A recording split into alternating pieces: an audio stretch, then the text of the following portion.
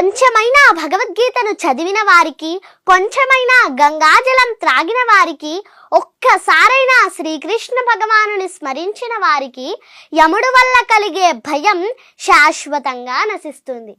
మహాదేవుడైన శ్రీకృష్ణ పరమాత్మ మానవులందరినీ అర్జునులుగా తలచి సర్వ మానవాళి ఉన్నతి కోసం అందించిన మహాప్రసాదం ఈ భగవద్గీత. గీతను చదువుదాం, రాతను మార్చుకుందాం, జగత్తును ఉద్ధరిద్దాం. బాల సరస్వతీ దేవి నా ఎదురుగా కూర్చుని భగవద్గీత గొప్పతనాన్ని చెబుతున్నట్టుగా ఉంది చేతన నువ్వు మాట్లాడుతుంటే. భగవద్గీతలో ఎన్ని అధ్యాయాలుంటాయి, ఎన్ని శ్లోకాలుంటాయి? భగవద్గీతలో 18 అధ్యాయాలు ఉంటాయండి, అలాగే 700 శ్లోకములు ఉంటాయండి. చేతన, భగవద్గీతలోని కొన్ని శ్లోకాలని తాత్పర్యంతో సహా సారాంశంతో మాకు చెప్పగలవా? చెప్తానండి. యద్యదాచరతి శ్రేష్ఠః తత్తదేవేతరో జనః సయత్ ప్రమాణం కురుతే లోకస్తదను వర్తతే మయి సర్వాణి కర్మాణి సన్యస్యాధ్యాత్మచేతసా నిరాశీర్నిర్మమో భూత్వా యుధ్యస్వ విగతజ్వరః. అందుచేవో అర్జున, నన్ను గూర్చిన పరిపూర్ణమైన విశ్వాసముతో నన్నాశ్రయించి వినయముతో యుద్ధము చేయుము.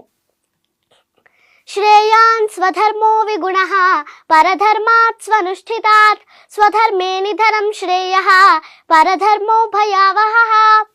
పరధర్మమును చక్కగా నిర్వహించుట కంటెను గుణరహితమైనను స్వధర్మమును ఆచరించుట ఉత్తమము. పరధర్మానుచరణము హానికరమైనను స్వధర్మానుచరణమునందు నాశనము పొందుటైనను ఉత్తమమైనదే. ధూమేనావ్రియతే వన్హిః యథాదర్శో మలేన చ యథోల్బేనావృతో గర్భః తదా తేనేదమావృతం.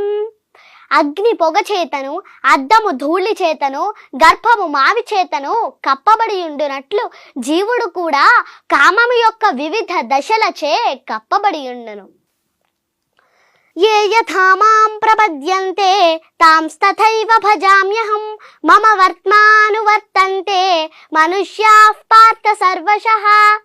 ఎవరు ఏ విధముగా నన్ను శరణు వేడుదురో వారిని ఆ విధముగా నేను అనుగ్రహింతును. ఓ పార్థ, ప్రతి ఒక్కరూ అన్ని విధములా నా మార్గమునే నడుచుచుందురు. యస్య సర్వే సమారంభాః కామ సంకల్ప వర్జితాః జ్ఞానాగ్నిదగ్ధ కర్మాణం తమాహుః పండితం బుధాః. చేతన, నువ్వేం చదువుతున్నావు? 4th class చదువుతున్నానండి. మీ దేవురు? భీమవరం అండి. పేరెంట్స్ ఏం చేస్తూ ఉంటారు? మా అమ్మగారు హౌస్ వైఫ్ అండి, మా నాన్నగారు రియల్ ఎస్టేట్ చేస్తూ ఉంటారండి.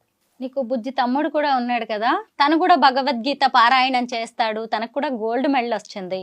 శ్లోకాలు చెప్తాడండి. తను కూడా శ్లోకాలు చెప్తాడా? ఏం చదువుతున్నాడు తమ్ముడు? 2nd క్లాస్ అండి.